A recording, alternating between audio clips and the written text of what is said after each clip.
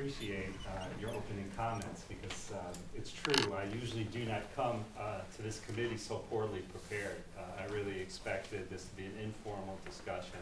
And I think Representative Johnson had first called me a few weeks ago, and then Representative Alme followed up with emails with questions and very open to my comments and to my guidance, and I appreciate that.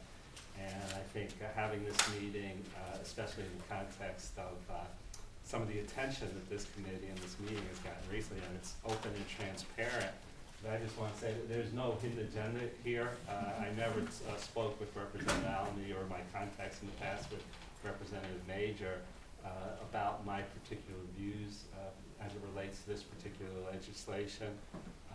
I do encourage discussions at this committee and across the states about our future economy and the implications on our future economy of different tax revenue structures. And I think we have to be open, we have to be transparent, we have to be willing and able to listen to each other. And I think it's critical for the economic future and competitiveness of the state and what our state's going to be in the next 5, 10, 20 years, that we have these types of discussions and that we're not afraid of T-words, whether it be income taxes, whether it be retail taxes, that we're open, and if there are strong reasons not to have an income tax, strong reasons not to have a retail sales tax, let's be open and discuss that and bring the best minds and the best data and a lot of that to the table, not just one person, but a collection of people, not just one paper. So I start off by thanking the committee to have me come and present my views. And I'm just going to share my thoughts about the subject.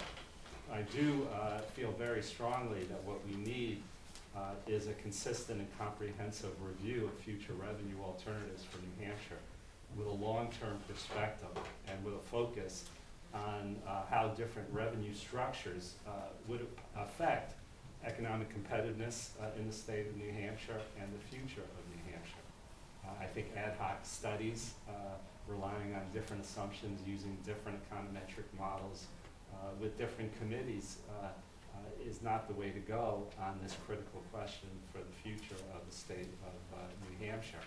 And I think if we just do this on an ad hoc basis, we're going to be sorry because we're going to lose our economic competitiveness and we're not going to make well-informed decisions.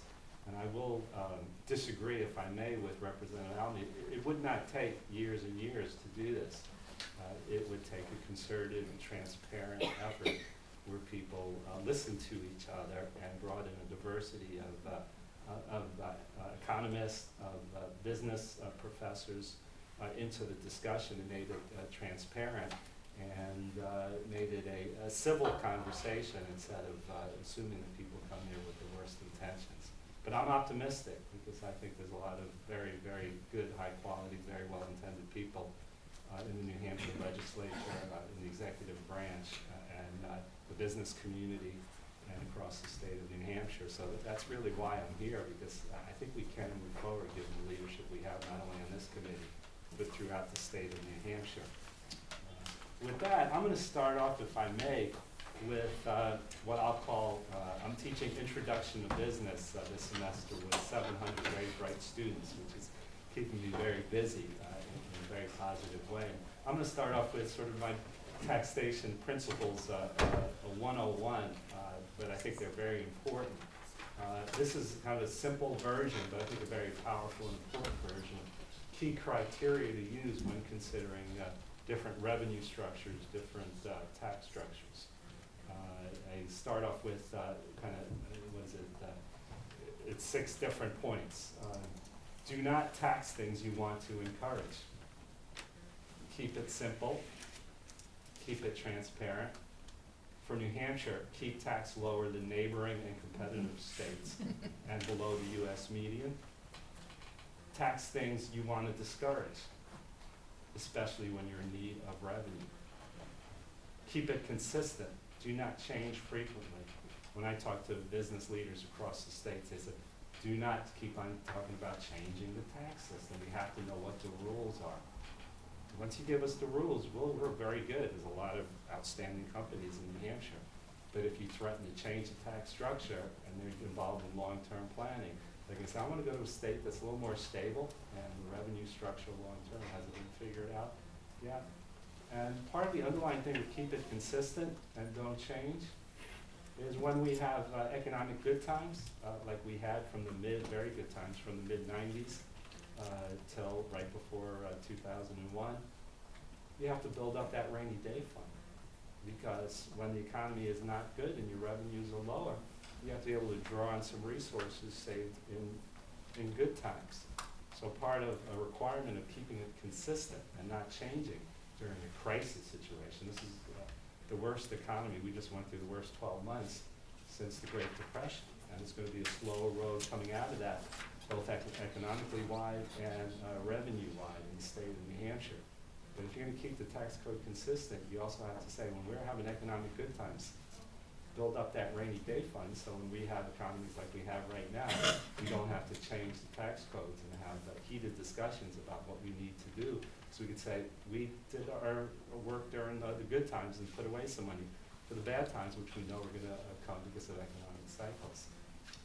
From an economic perspective, what we want to encourage, at least not discourage by taxing it at a higher rate than neighboring states and U.S. median, we want to encourage employment and economic opportunity for our youth, for everybody in New Hampshire.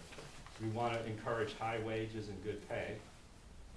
We want to encourage investment in New Hampshire, including investment in resources and investment in our best and brightest in human capital.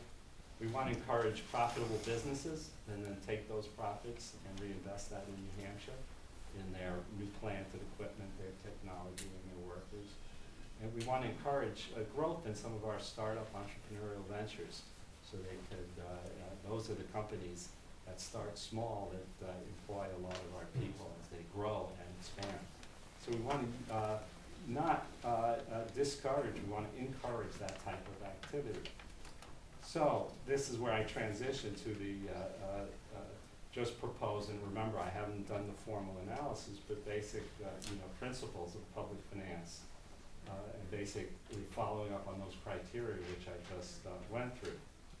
That the proposed income tax with elimination of the business enterprise tax, was my reading of it, and the increase in the statewide property taxes will be most harmful to high-paying industries such as professional service firms and high-tech firms and manufacturing firms which pay above the median wage in New Hampshire, because those industries rely on high-paid workers and those workers plus those industries have found New Hampshire to be an advantageous place to locate compared to our neighboring states because of our absence of a personal income tax.